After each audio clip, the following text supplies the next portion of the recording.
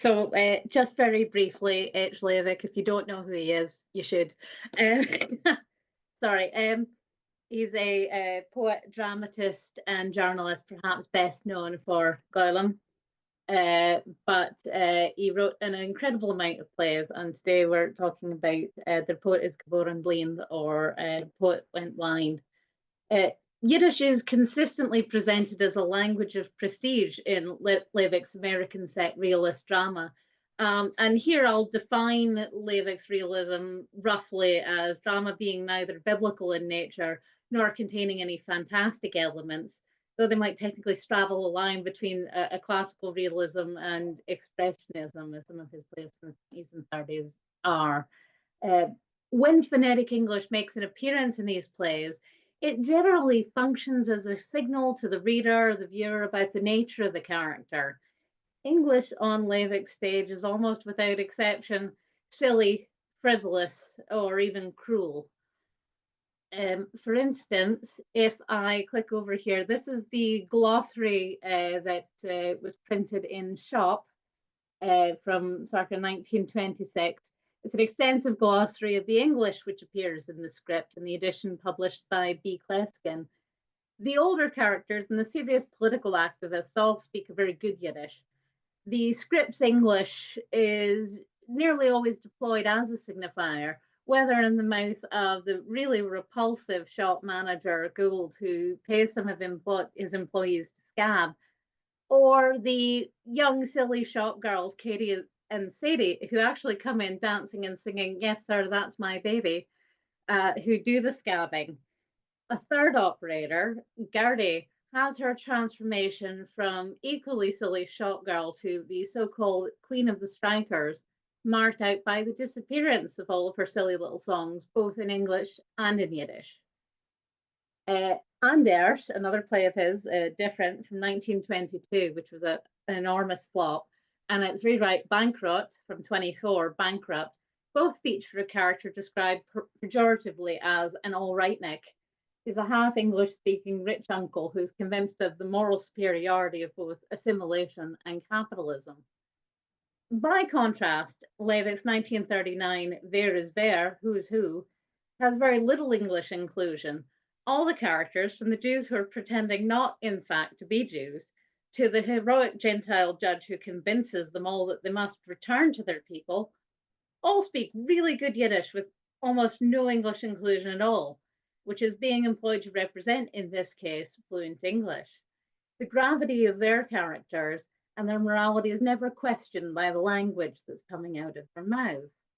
But in 1934's Poet Went Blind, which is not about Morris Rosenfeld, but we'll get to that. It's loosely based on Morris Rosenfeld. Here, Maxim Thornfeld, a struggling sweatshop poet, takes all of this a step further, and the play is actually about the state of the Yiddish language and its literature. Leivick frequently tells us that he is more than a bit of a prude when it comes to his own language and something of a purist. When he deviates from this personally, it's always in extreme circumstances or regarding a heightened emotional experience or state. The more English in one of his non-fiction articles, the more likely the tone is to be satirical, ironic, or sarcastic. Bothered being a particularly favorite inclusion, not be bothered or to be very bothered about something. When we read what Leivick writes about his process and his inspiration for The Poet Went Blind, it informs us of Leivick's personal views on bad Yiddish, or bad treatment of Yiddish. We find this exchange early in the play. This, incidentally, is an advertisement for a collected work of Morris Rosenfeld, which appears in Leivick and Padishu's Sammelbecher. So Bob here, the son, I saw your books there lying in where? I can't say. In the kitchen? No. In the bathroom? Yes. Well, so what, Bob? You don't need to be angry. Toilet is a room too. Now, Leivick's published comments about Ben Ami's production of the play reveal that this particular image of Yiddish books in the bathroom is drawn from life. It's encountered in a prominent Yiddishist home where he was received as a guest.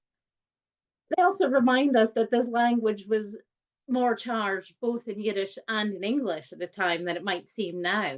Bathroom or toilet, which might seem innocuous enough, here represents something of an emotional loss of control on the part of the author. Ben Ami said to me, let's make the expression a bit softer. Let's say kitchen instead of toilet. I, of course, agreed to the change. I'm not terribly enamored of two naked expressions and use them very rarely. I only know that if I'd managed to present in a drama, let alone in a poem, a harsh, bare word, it was a sign that the matter went straight to my heart and that an abyss of despair and hopelessness had opened before me. Leivick also puts the blame for such relegation of Yiddish literature on the non-Yiddish speaking children of the household in his articles.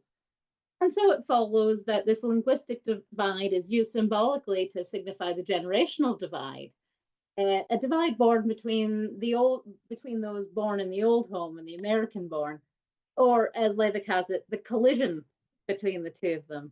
In this case, the collision between father and son is dramatized as a catastrophic failure of communication. English specifically marks these failed attempts at connection and hostility. So Leivick's initial go at this idea, because he really often revisits these themes, situations, character types, sometimes more straightforwardly than others, is Harry, the son from his first staged work, Schmatas, from 1921, Rags. Don't bother me. Now, everything I've left in italics here is actually phonetic English. So don't bother me. Give me something to eat. If I were in your shoes, Mama, I wouldn't give him a thing to eat. Do you think there aren't any restaurants in New York? If you're going to bother me so awfully, I'll move out of here entirely. What's stopping you? I'll really do it. It's too much. You're talking and everything altogether. In a heightened echo of Harry, Bob from The Poet Went Blind threatens to run away, and his antipathy towards his family is carried out almost entirely in English, with the subject of bad Yiddish correctly addressed. Crucially, the mistakes, even the word mistake, in this Yiddish stronghold, are in English. Your machine makes me nervous. I make mistake after mistake. You're unbearable today, Bob. You speak to me so spitefully. Like what? You know I can't stand when you're making fun of speaking Yiddish. You purposely speak in broken Yiddish to spite me. In return, Maxim's early interactions with his son include what turned out to be a rather malicious attempt to bridge this gap with his own minimal textual English.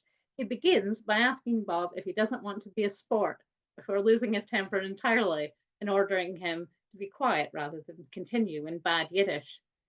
English becomes a language of insult, both for the playwright and on the stage. It's used as a bludgeon, but it has the effect of keeping the Yiddish pure by comparison. It's better not to speak than speak badly. You're an American, you say. You want to go across America. Why don't you want to be a sport? I am a sport. Have you ever seen a sport who, seeing how 10 thugs beat someone, joins the 10 in beating the one? I ask you, have you ever seen such a sport? Answer me. When everyone beats me, do you want to beat me too, huh? Answer me. I'm being beaten, me, not you. When you're beaten, you run away. Is that what a sport does? A sport gives what he gets, and you're a coward. I'm not. You don't understand me. You should be silent, you stupid boy. The connection can't be made, not in broken Yiddish anyhow. The generations literally cannot understand each other.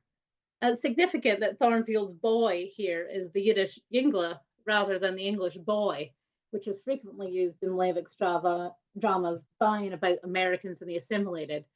Bob's very good at being a boy. He's not so good at being a yingla. We can see how deeply this connection between language and intergenerational understanding runs looking at the parallel relationship in the play, the one between Maxim and a younger poet, Lev. We're not being very subtle here. A former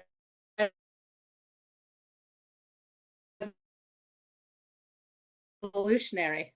His arrival in entirely good, unanglicised Yiddish marked him as a true spiritual and literary heir, the son Maxim has wanted and imagined for himself. For Leivick, the linguistic divide, or collision as he terms it, includes not only that between the parents and older children born in the old home and the younger, potentially American born children, but also between the parents and the generation before them. This is a situation which Leivick knew well from personal experience. He writes of his own father, and although my father himself was a teacher of Yiddish in the shtetl, he had the attitude towards Yiddish, as did everyone then, that it was no more than a jargon. The critic Shmuel Charney says that in The Poet Went Blind, Leivick was particularly at ease revealing for us his own interior life. And you see an echo of Halpern's father and son in this story of Maxim and his own father. Maxim's departure into literature and socialism at the time would have almost necessarily been into a full embrace of Yiddish, as was Leivick's own departure from yeshiva into first Hebrew poetry and drama, and then into Yiddish. This is, understand, Bob, it isn't only Yiddish as a language that our collision arises from. Yiddish is more than a language for us now, Bob. It's our new story in the world. It's our tongue. Strange as I start to talk about this and all words suddenly fail me. Keep talking, I want to hear. Why don't you understand me without words? Understand, Bob, if the thread is whole and stretches far, there's a purpose then to the colliding of generations. Cutting out our tongue, though, doesn't mean switching over to a second tongue. It means being without a tongue entirely. Do you understand what I'm saying, Bob? I ran away from my father, too. He wanted me to be a Rov, and I was drawn to the wider world, to literature, to freedom, to socialism. In a couple of months, when I came home to see how my parents were, my father, as soon as I came into the house, greeted me. Do you know how, Bob? With 2 burning slaps across the face. Why? Can't you understand? But that's the way it was. My father slapped me, and I stroked your hands. Crucially, this story is told to a Bob who has returned, having had his own awakening in seeing America, doing manual labor, and having become a socialist. This is a Bob who's ready to understand. But together with these things, and perhaps as a function of them, Bob's language has also significantly changed. He can now understand his father fully. The phonetic English and broken Yiddish of cruelty and mockery has all but disappeared, as has the scorn for his father and his Yiddish. When this connection, including a loving physical connection of the hand being stroked, in opposition to the slap from Maxim's father, between Maxim and Bob is finally made, is done in good Yiddish. It's a tool and a marker of newfound harmony and character growth, while English, on the other hand, is solely equated with a destructive silencing. The Poet Went Blind is something of an overstuffed drama, in the same way this is probably a bit of an overstuffed paper. Here are the plot points that prove to be a few too many are Thornfell's replacement with a new poet freshly arrived from Europe, David Reich, and a wealthy industrialist, Israel Ziff, who has no need for Yiddish, but is something of a preservationist. Neither thread's really fully developed, but they introduce the idea of not only disrespected Yiddish, but look further forward to the ideas of an American Yiddish that is dead or dying, and the indulgence of it is something of a historical oddity, a sort of living museum exhibit. The Poet Went Blind is also the only one of Leivick's dramas which stages the conflict between Hebrew and Yiddish. Boris, Maxim's brother, is a Hebraist who urges him to write in Hebrew, as a contrast to Bob's urging him to write in English. Of course he should evict, of course. And the world should see how Yiddish literature treats her writers. Only in Yiddish literature could a thing like this happen. Why are you laughing? It's bitter, so I laugh. My son wants his father to write in English, his brother wants him to write in Hebrew, and the landlord wants the rent. Why have you curled up, Boris? Worry. It's a difficult matter, a hard puzzle. This, along with everything else, you could certainly think, and Maxim also thinks sometimes, that I'm an enemy of Yiddish. The trouble with Maxim is, you understand me, that he steals from himself. The man carries his own heart on a knife blade. Hebrew is faith, Yiddish is despair. Well, Boris might talk around this really disparaging line. However, when he is pressed, he's one of the very first to rise for his brother's honour and threaten the loudest, and yet again, phonetic English speaking yellow journalists who've come to support his unwell brother. A curse on all of you, a treasure's discovered itself for you. And Maxim Thornfeld isn't well and needs rest. So why do you press on so forcefully? And who are you then? I'm Thornfeld's brother. Write this down, boys. Poet blind, child vanished, wife sick, and brother a thug, son of a gun. The son of a gun is wonderfully phonetic in there. Um, and this is how Leivick dramatizes the conflict between Hebrew and Yiddish, which he frequently insists in prose is absolutely no conflict at all. They are, in his conception, two streams from the same spring, conjoined twins born not back to back, but face to face. And here we see it on the stage. The brothers work in the shops together, they strike together, and in the parcel of books Boris brings home for Maxim, Maxim's own hard to find first book is bundled together with work by a Chad Ram. There's never a lack of comprehension in the same way there is in English. They're both, as Leivick often says, his language. But the play's closing set piece, Thornfeld's, really, of course, Leivick's poem, Eivik, perhaps one of his most famous outside of Der Wolf, which is briefly thought lost and unrecoverable, which is then saved and set to music by Lev. And the adoration of everyone, including Boris, reestablishes the supremacy of Yiddish and promises a Yiddish eternity. And there's a warning here too in Thornfeld's words to Bob. Remove Yiddish and it won't be replaced by Hebrew. It will result in total loss. Yiddish, the play's message ultimately becomes, is eternal and exemplifies Leivick's idealized straight line between man and God, the ultimate connection in good Yiddish. Please feel free if you want to talk Leivick at any time. I am always like 24/7 champing at the bit. Thank you. Adank.